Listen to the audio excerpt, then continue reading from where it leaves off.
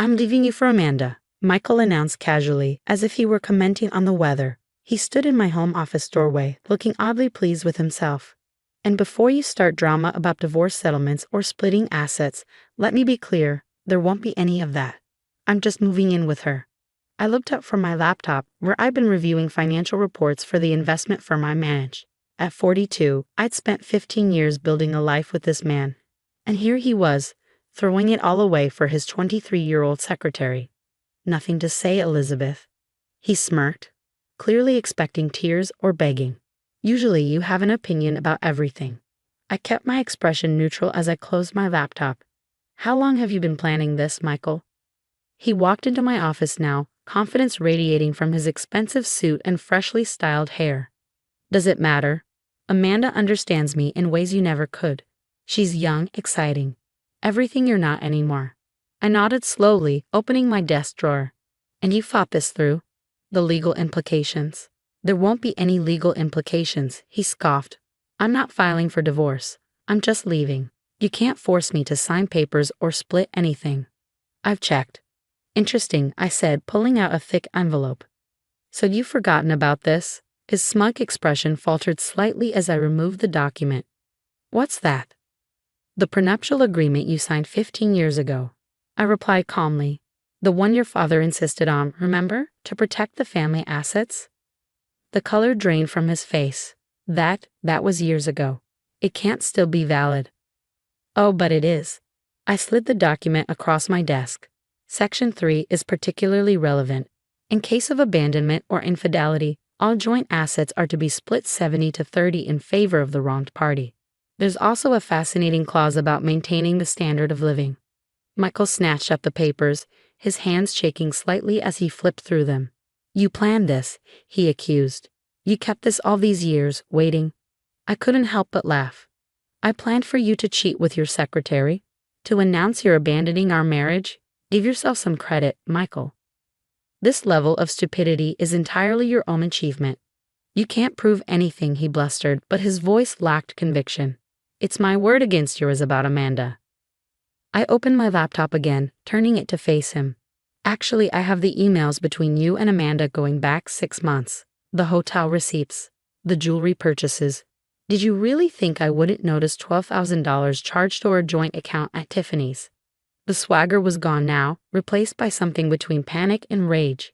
You've been spying on me? No, Michael. I've been protecting myself. There's a difference. I stood up, smoothing my skirt. I knew something was wrong when you started working late every Tuesday and Thursday, the same nights the corporate card showed charges at the Golden Grove Hotel. He slumped into the chair across from my desk, the prenup clutched in his hand. What do you want? I want what I'm legally entitled to, I replied. The prenup makes it quite clear. We can do this quietly, quickly, and you can go live your exciting new life with Amanda. Or we can let my lawyers handle it, which will be considerably messier and more expensive. You're bluffing, he tried one last time. You wouldn't want people knowing about this. Your reputation. My reputation. I raised an eyebrow. I'm not the one having an affair with a secretary young enough to be my daughter. I'm not the one trying to abandon my marriage without proper legal proceedings. Would you like me to show you the social media response when my lawyers release the evidence? Michael's face had taken on a grayish tinge. The prenup slipped from his fingers onto my desk. I need time to think. You have 48 hours, I said, turning back to my laptop. After that, my lawyers will file the paperwork and things will become significantly more complicated. He stood up, his movements stiff. This isn't over. Actually, Michael, it is. It was over the moment you decided to throw away 15 years of marriage for someone who wasn't even born when we met. I looked him in the eye. I suggest you use these 48 hours wisely. Unlike you, I've already done my homework. As he walked out of my office, his shoulders slumped in defeat, I felt an odd sense of calm. I'd spent months preparing for this moment, gathering evidence, consulting with lawyers, securing copies of all our financial records. While Michael had been planning his new life with Amanda, I'd been planning my defense. I picked up my phone and dialed my lawyer's number. Sarah? Yes, he finally told me, just like we expected. No, he didn't take it well when I showed him the prenup. I smiled, remembering his face. You'll have the papers ready by Wednesday, perfect. What Michael didn't know was that the prenup was just the beginning. I had discovered something far more interesting in our financial records, something that would make him wish he'd just agreed to a simple divorce when he had the chance. The next morning, I sat in my lawyer's office, watching Sarah review the documents I brought. Her eyebrows rose higher with each page she turned. "This is quite something," she said finally, looking up at me. "You're sure about these transactions?" I nodded, sliding another folder across her desk. 3 years of systematic fraud. Michael's been embezzling from his family's company, filtering money through fake consulting firms. Most of it's been going to offshore accounts. Sarah whistled softly. And his father has no idea. None.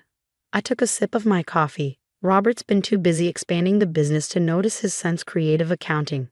But once these records become part of the divorce proceedings, they'll have to be disclosed. Sarah finished, a slow smile spreading across her face. Elizabeth, you're either brilliant or terrifying. Possibly both. I had discovered the discrepancies purely by accident. One night, while Michael was at his regular late meeting with Amanda, I was reviewing our tax returns and noticed something odd. Small consulting payments, recurring monthly, to companies I'd never heard of. A little digging revealed these companies didn't exist. They were shells created to funnel money away from the family business. My phone buzzed. A text from Michael. "We need to talk. Dinner tonight?" "Already cracking," I murmured, showing Sarah the message. "What are you going to do?" she asked. "Meet him, of course. Let's see what he offers before we show our full hand." That evening, I arrived at La Maison, our usual anniversary spot. Michael was already there, looking considerably less polished than yesterday. His expensive suit couldn't hide the dark circles under his eyes or his nervous fidgeting. "You look terrible," I observed, sitting down across from him. He ignored the comment. "I've been thinking about what you said, about doing this quietly." "Have you?" I kept my tone neutral, signaling the waiter for a glass of wine. "We could work something out," he said, leaning forward. "A fair split. 50-50. You keep the beach house, I'll keep the city apartment. We both walk away with dignity." I couldn't help but laugh. "That's your idea of fair? After what you've done?" "Be reasonable, Elizabeth," he hissed. "You're not exactly in your prime anymore.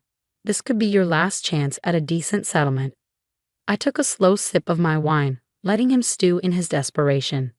"You know what I find interesting, Michael?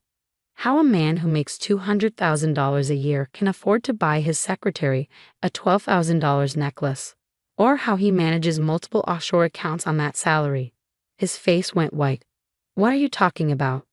"Oh, I think you know exactly what I'm talking about." I pulled out my phone, pulling up a spreadsheet. "Shall we discuss Meridian Consulting, or perhaps Global Solutions Partners? Fascinating companies. They don't seem to have any employees, offices, or actual business, but they've received millions in consulting fees from your family's firm." Michael's hand shook as he reached for his water glass. "You're out of your depth." "No, darling, you are." I showed him the screen. "These transfers weren't exactly subtle. Your father's accountants will figure it out eventually. Unless." "Unless what?" He practically whispered. "Unless we handle this divorce my way. The prenup split, plus a few additional terms. Sign the papers, and these financial records stay private.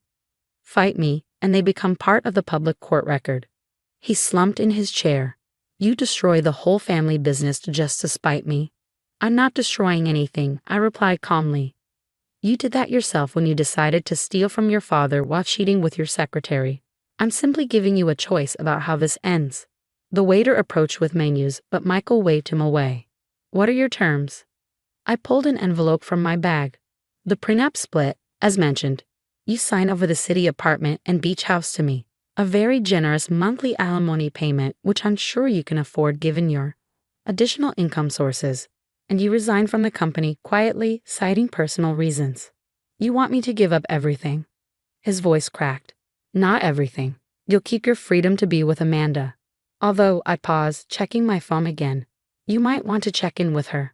Last I heard, she was getting quite cozy with a new intern in accounting. Apparently, you're not the only one who appreciates youth and excitement." Michael grabbed the envelope, his hands shaking as he opened it. "I need time to review this with my lawyer." "You have 24 hours, I said, standing up. "After that, I have a meeting scheduled with your father. I'm sure he'd be very interested in reviewing these financial records. As I walked out of the restaurant, I felt lighter than I had in months.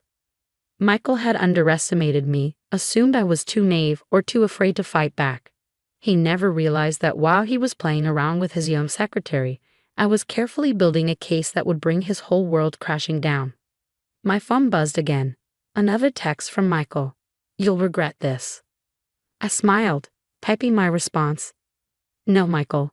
You already do." Michael waited until the last possible minute to respond to my message. He simply said, "My office, 9 a.m., bringing my lawyer." I showed up 10 minutes early, wearing my best suit. My friend Sarah was with me, holding a briefcase full of documents enough to ruin Michael's career and maybe even start a criminal case. His office looked just like I remembered, fancy and full of family photos that tried to make him seem loving and loyal. The irony was clear. Michael looked tired as he sat behind his desk. His lawyer, James Porter, stood by the window, trying to look confident but not doing a great job. They watched as Sarah and I sat down. "Let's get to the point," James said. "Michael agrees to most of your terms, with a few changes."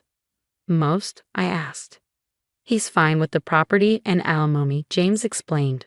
"But asking him to quit the family business is too much. We want that part removed."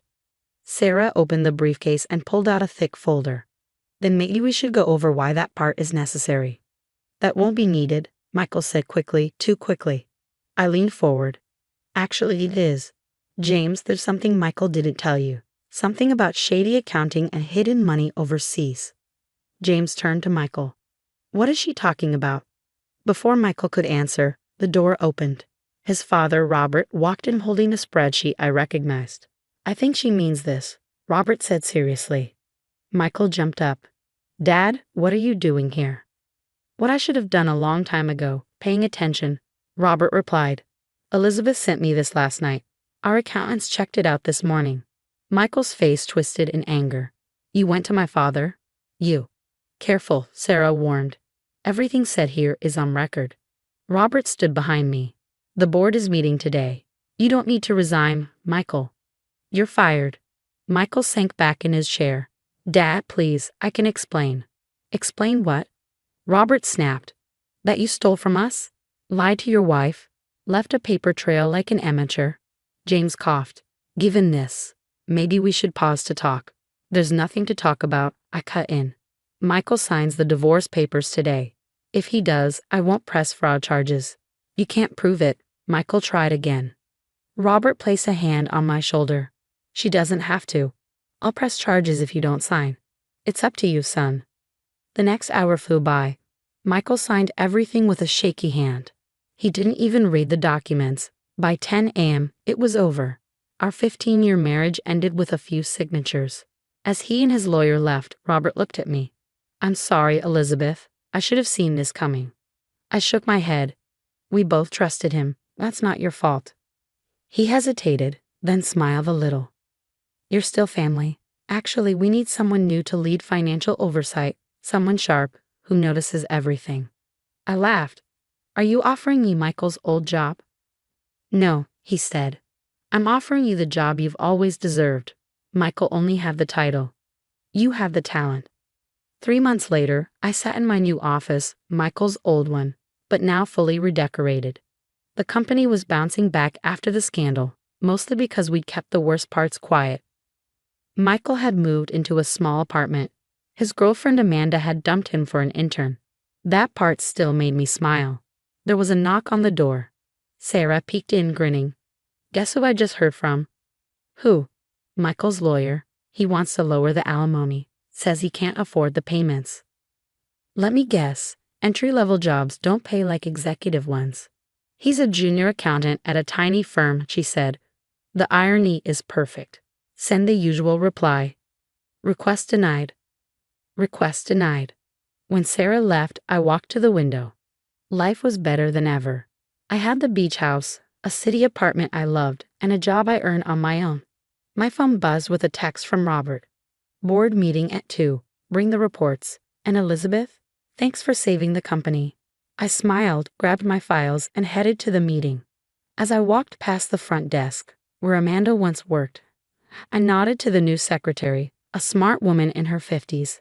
I'd made sure Michael's type wouldn't be hired again. Sometimes the best revenge isn't revenge at all. It's rising above, getting better, and moving on. Michael tried to leave me with nothing. Instead, he lost everything, and I gained more than I ever imagined. The best part? He destroyed himself. I just made sure he didn't take me down with him.